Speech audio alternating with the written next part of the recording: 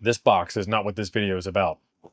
This video is a Retevis RT95 Amazon return that we're going to check out, make sure it still works, and get it off to a new ham. Or an old ham who just wants to play with a new radio. This, on the other hand, is a Radioddity DB25-D with an AIOC connector, APRS, Digipeater, Raspberry Pi, all in a box type thing. So stay tuned for when that video comes out. Over to the Workbench to fix this radio. Nature abhors a vacuum, even on a Workbench. I cleaned this tiny little space up just for you guys so that we could do this. Now I got to get it dirty. Need a dummy load to do the test. I've got a right angle connector on there because why not? I need a short coax jumper. The shorter the better, or even just using a union plug directly into the back of the radio, but then it's hard to display the stuff on camera for you guys. I need some way to test the power output, the frequency, and the SWR for no apparent reason. Only because the SWR is the biggest number on top and it says SW, which is probably SWR, 102, 100 watt. I don't know what the 2 is for, but it's there. So I keep this in this nice little case, makes it highly visible, easy to find. And then inside I have most of the tools that I need. Case is awesome. Keep that off to the side, but the star of the show is the RT95. This one is number 21. 21 returns from Amazon that have all worked just fine, outside little tiny quirks that were fixable. And I mean like really easily fixable. I have not cracked a soldering iron yet for these guys. What is in the box? Does it have all its parts? We have a manual. We have signs that it has been touched. This should be in a sealed bag. So we got both of those. That's good. We have the microphone. That's good. We have a power cord that's been chopped and re-tinned. Not good, but not bad. Not, it's fine. We've got the little rubber bumpers on there, so those guys are included just fine. So somebody has used this and then didn't like it and returned it. There is the radio. Little witness mark there on the side. Clean that up real quick. It still has the screen protector on it. A little dirty on the top. Maybe they put a label on there with their call sign on it. Okay, that looks fine. We have all of the parts of the box, but we're missing a programming cable. So before I get too far, I'm going to go grab a programming cable. Hey, real quick, I have 2 meter, 70 centimeter dual band mag mount antennas with coax. That'll get these to be nearly complete. Just bring your own power supply. So if you want one of those, let me know. I can sell it to you with or without a radio, depending on the inventory that I have. They're like 10 bucks plus shipping. That's it. Back to the show.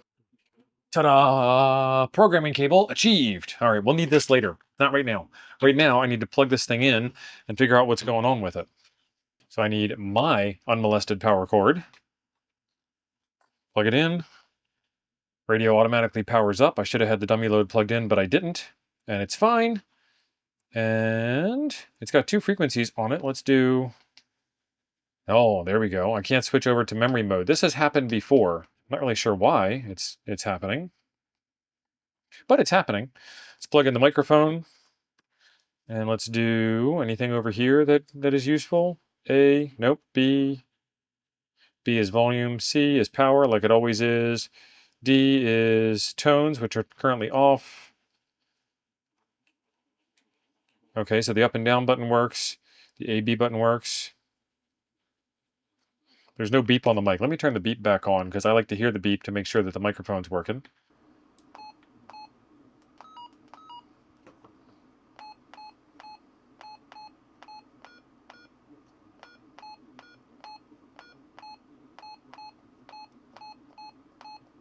All right, that all works fine.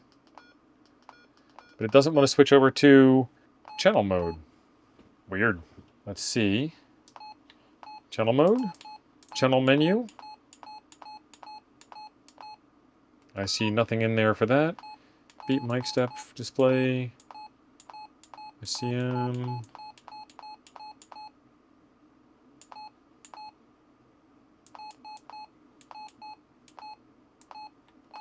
Okay, that's the reset. I'm not going to do the reset yet. All right, let's assign that button.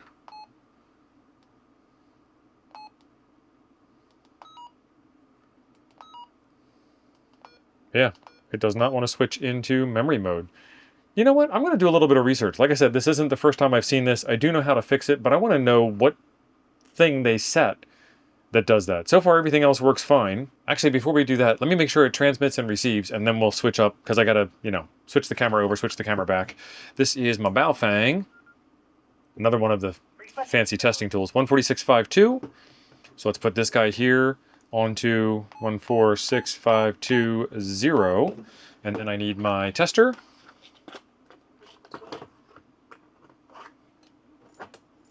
And I need my short coax jumper.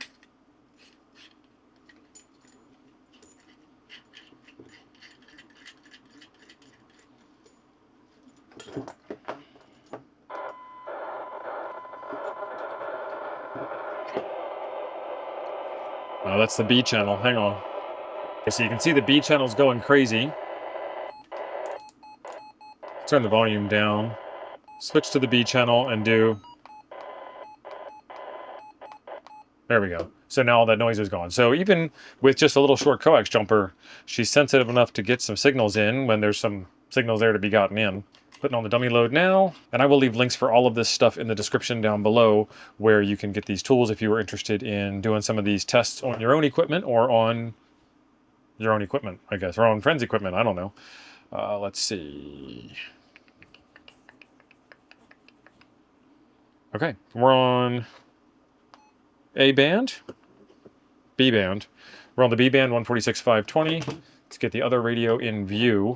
You should see this guy here spring to life when I key up over here. KM9G testing 1, 2, 3. KM9G testing 1, 2, 3.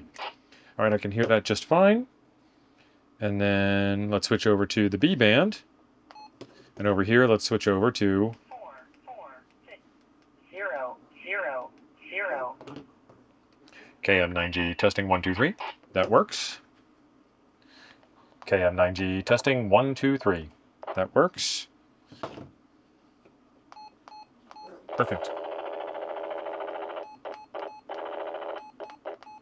Okay, so now we're going to go to the programming station. We're going to test the programming, and I want to see if there are some parameters in there that make any sense for why it's not letting me do the VFO mode, memory mode thing.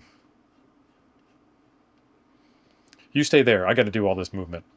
All right, just in case any awesomeness happens, we're going to do this on camera. Radio, download from radio. USB serial controller seems good to me. Retevis RT95. Let's hit OK. And this was left up from before. PC read is fine. Computer is cloning. No errors so far, and nothing in the programming. But there's a hidden programming menu that Chirp has access to. It's not really hidden. If you don't know that it's there, then it's not obvious. But let's go take a look at that. All right, so if we come up here to the top, there is this settings tab, and that's not Chirp settings, that is radio settings. Channel locked is off. Frequency, VFO MR mode is in MR. We'll leave that. MR channel A43. Okay, so the A band is in memory mode and the B band is in VFO mode.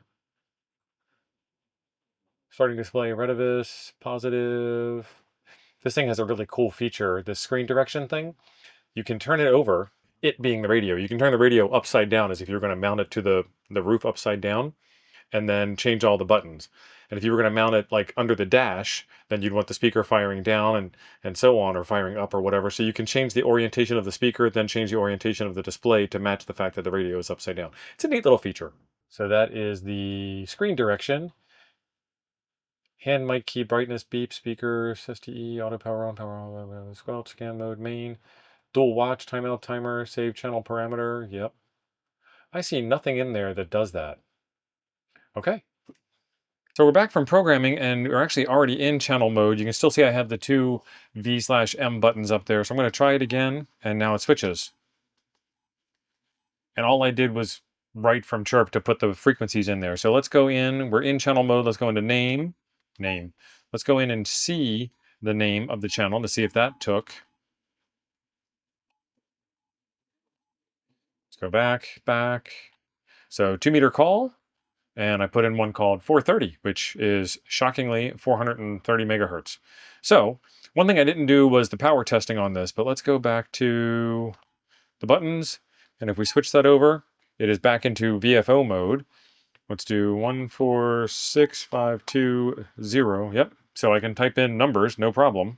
Yep. And the B band says 2-meter call. So I need to do power testing because I forgot to do that. And now we've got the power meter front and center. So this is 446 on the radio. And let's key up. I don't know what power setting we're at right now. It looks like maybe medium. 6.4 watts. Okay. And then hit the power button. Power mid, power high. 26.2. Nice. All right. Now we're on 146.52. And we're on medium power again. 24.6. This is the second record breaker in a row. This is weird. So there's a little M there that indicates memory. It doesn't indicate power. And I was reading that as power. Let's do... Make sure we're on high power like we want. 24.5. Nice.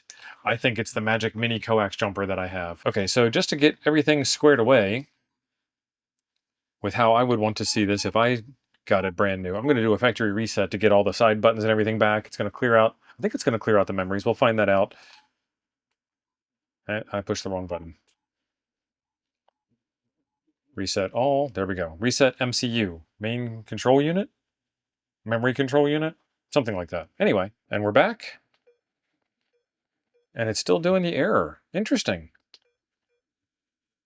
Okay, let's do the other reset.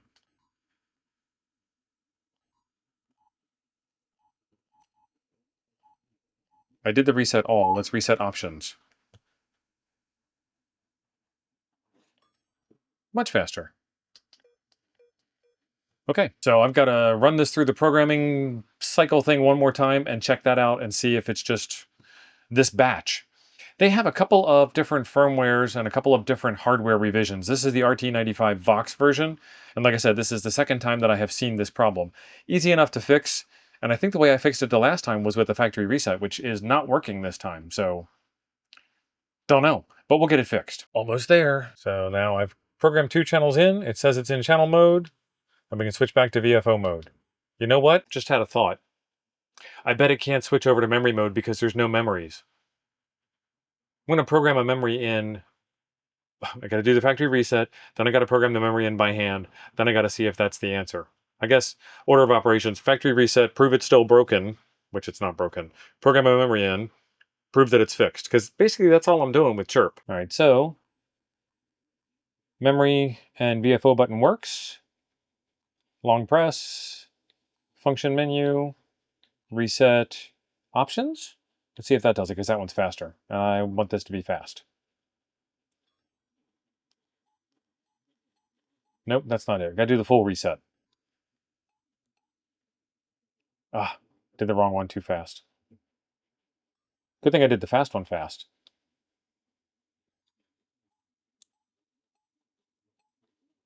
There we go, resetting all. And this one takes some time. Factory reset.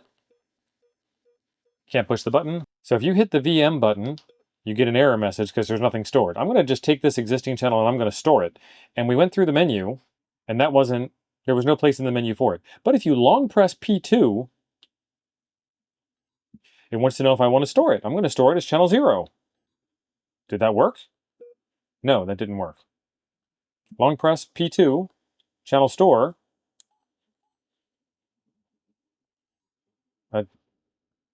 That still didn't do it. Channel store, channel 0, that didn't do it. Channel store, function, that didn't do it. So somewhere I got to be able to confirm that I want this thing to be done.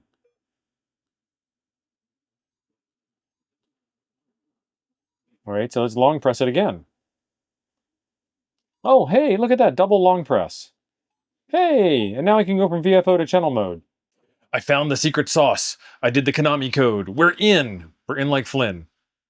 Yes, I know, that was a very old reference. I know a lot of you get it because you're very old like I am. Anyway, so that was the problem. I couldn't go into memory mode because there were no memories to display. It wasn't telling me this thing is broken. It was telling me, hey, you idiot, you didn't program any memories, so I can't show you any memories.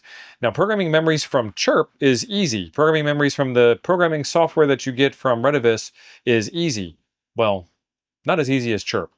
Programming them from the front panel without looking at the manual. Let's see if that's in the manual.